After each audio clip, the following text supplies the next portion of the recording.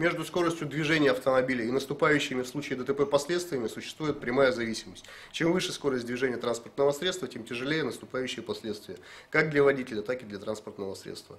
Наглядный пример – это сегодняшнее ДТП, которое имело место около 9 часов на улице 10 лет октября города Ижевска. Молодой человек, 89 года рождения, управляя автомобилем ВАЗ-2107, на прямом участке дороги не справился с управлением и совершил наезд на препятствие с последующим опрокидыванием. Сам водитель получил телесное повреждение и был госпитализирован в медицинское учреждение. Автомобиль, судя по тем техническим повреждениям, которые он имеет, с трудом подлежит восстановлению. Поэтому необходимо напомнить, что те скоростные пороги, которые вы выбирали зимой, повышать пока еще преждевременно. Автомобиль в любое время, особенно в утренние и вечерние часы, может оказаться на участке, на котором присутствует наледь.